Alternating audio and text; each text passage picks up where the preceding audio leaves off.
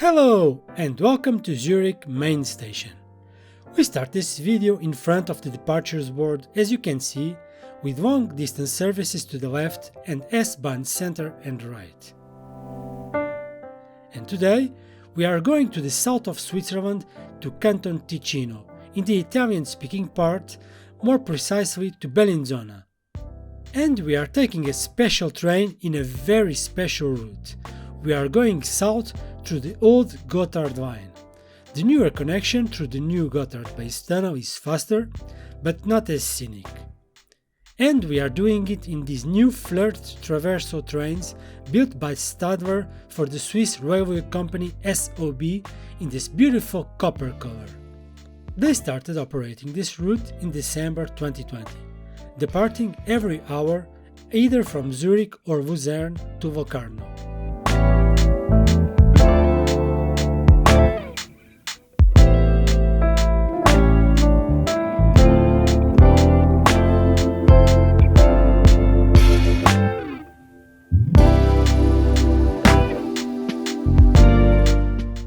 These same trains also connect Luzerne to St. Gall and Bern to Chur on a new service that started in December 2021 under the Aire Linth name. This one we are getting on is of course the Treno Gottardo.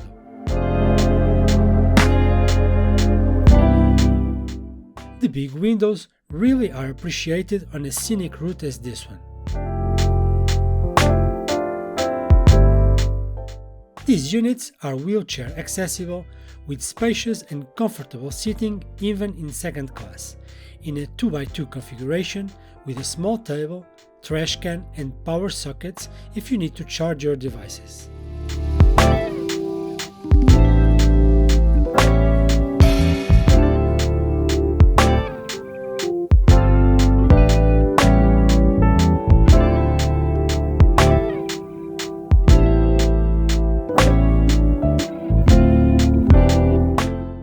We depart on time from Zurich and right away we race a Regio Express heading to Schaffhausen.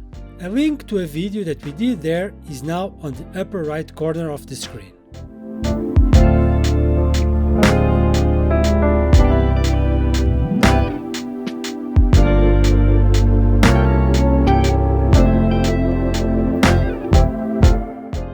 The weather in Zurich was nice, but as you will see it took a turn to the worst, with rain for the rest of the day.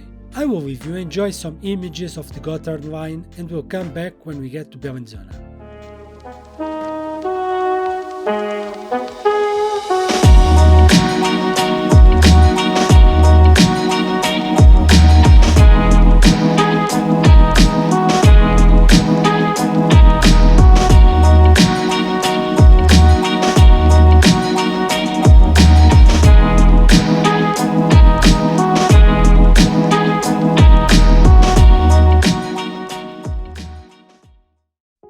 Welcome to Bellinzona, where we get on time after 2 hours and 55 minutes travel time. It's not a huge station, but all services stop here, including international trains to Italy. From here, we brave the bad weather and walk to the center of the city, with beautiful cobbled streets and historic buildings. We go and check one of the main things this city is known for, its castles. This one is called Castelgrande and it can be accessed from this square, the Piazza del Sole, by an elevator or from the city's central square by ramps and stairs.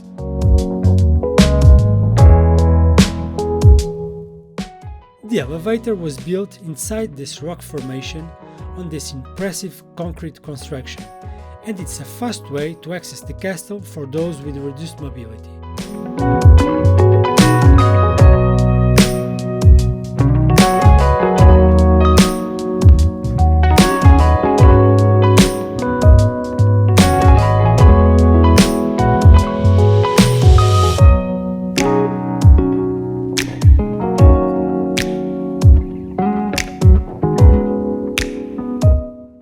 The castle construction began in the 13th century and was enlarged several times afterwards, with extensive restorations made between 1984 and 1991 that allow us nowadays to be able to enjoy it as part of the only medieval complex in the Alps still standing.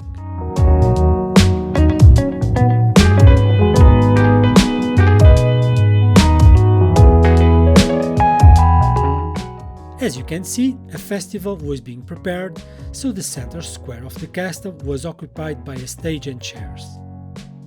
We made our way inside to visit the History Museum. It's an interesting exhibit with the history of the city and its castles. Afterwards, we got to go up to the walls of the castle.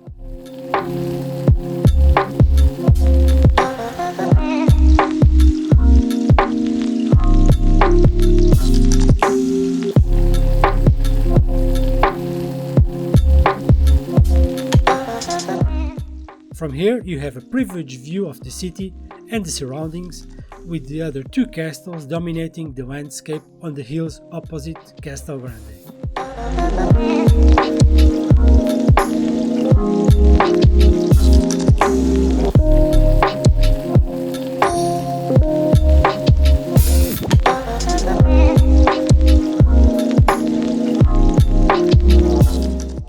The castle has two towers. The one we came from is the Torre Nera, the Black Tower, and the one we're going to is the Torre Bianca, or the White Tower, where you're able to go up to the top of the tower by some metallic stairs built on the inside.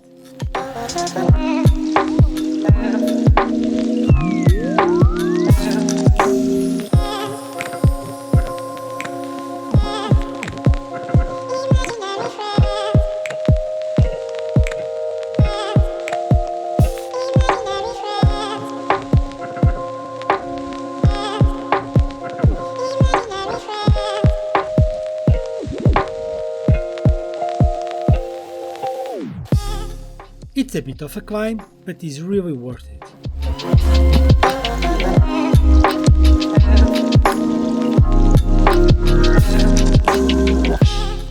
From here you can admire the other two castles, the lower one being Montebello Castle and the one on the top, Sasso Corbaro, as well as views towards the city, valley and surrounding mountains.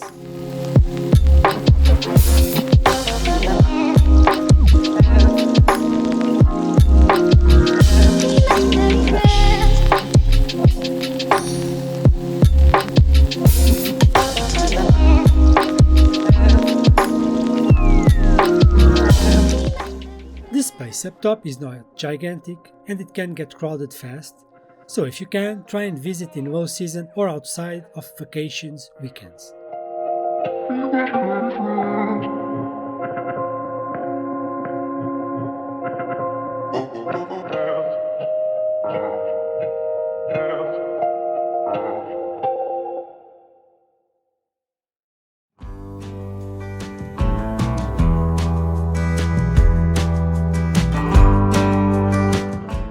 We decided to descend from the tower and make our way to the center of the city. This time we went down by the cobbled streets and stairs. Not a difficult descent, but slippery as hell due to the rain. Not a cold day, and if not for the rain, the ideal temperature to walk around.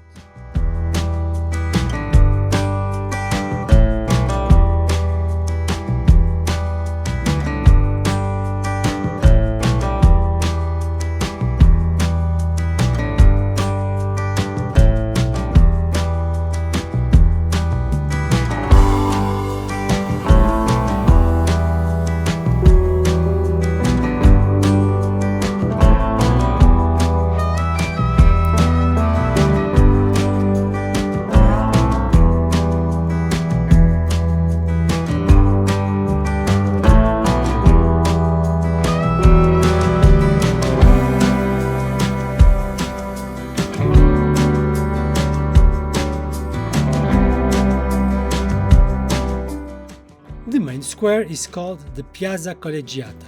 It has some restaurants and stores, and the market is held here at Saturdays. This is also where you can find the tourism office with infos of what to see and how to get there.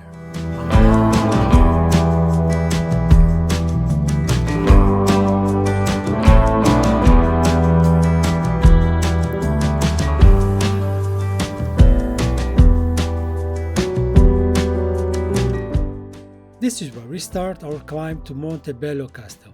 You just have to follow the signs that start in this narrow alleyway by the church.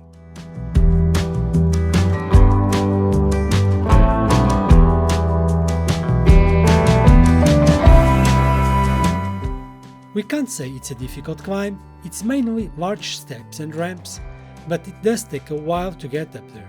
So if you can't walk for large periods of time, there is a bus service from the station or the tourist train that we saw earlier in the video that can drop you off by the main entrance to the castle.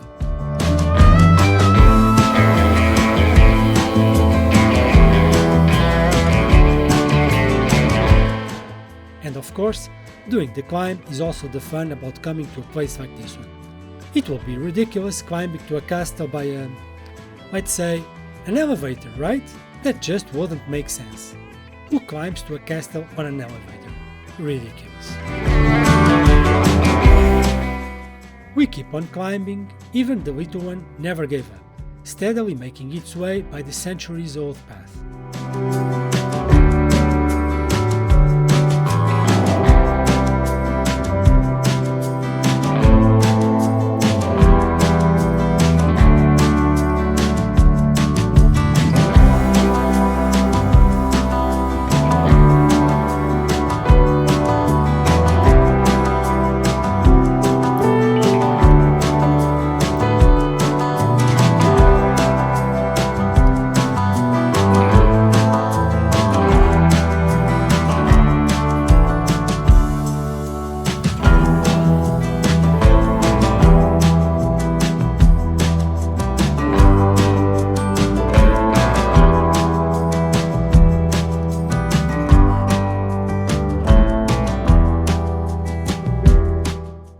As we gain altitude, you'll start seeing Castelgrande on the same level as us, but we still have a bit to go when we get to the protection walls of the city.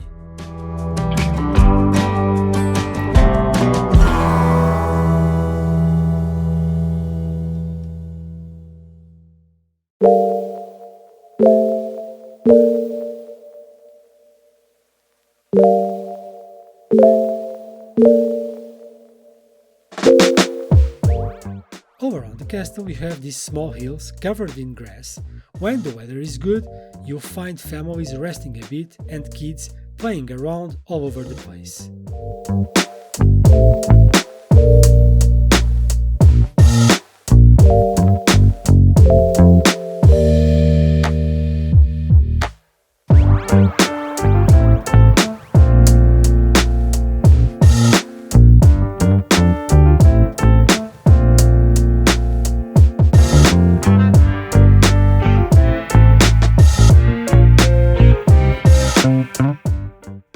We are reaching one of the entrances to the castle, and I decided to brave through a medieval umbrella fight and go check the views from up here.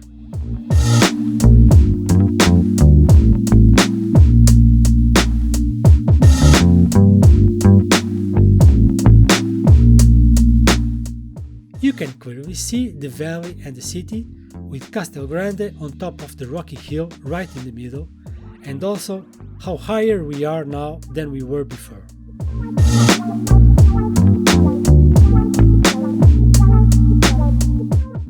And yes, right when we were arriving, the sky opened up and decided to shower us with all its might.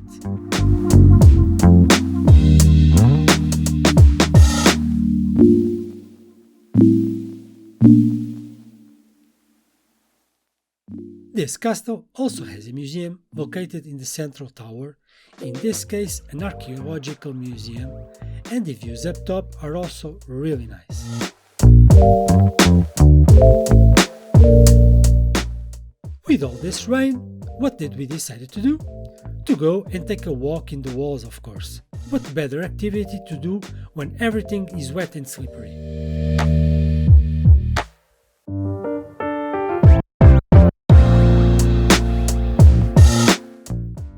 fairness, everything is well secured with metal pads and barriers.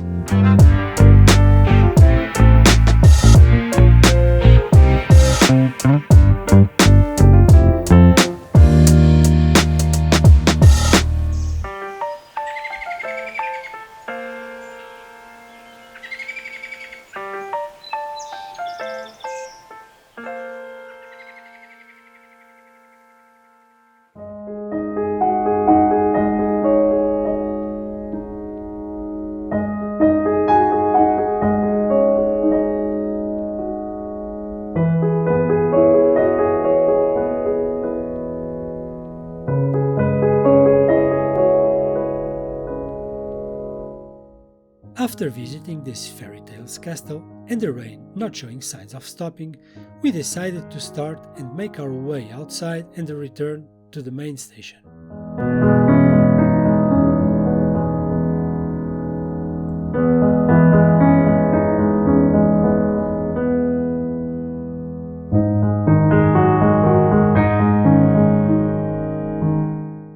We didn't have time to visit the third castle, unfortunately. Maybe a next time. It's amazing to be able to visit these well-preserved testimonies of a past time that tell us a story and let us imagine how life was for those people in that period.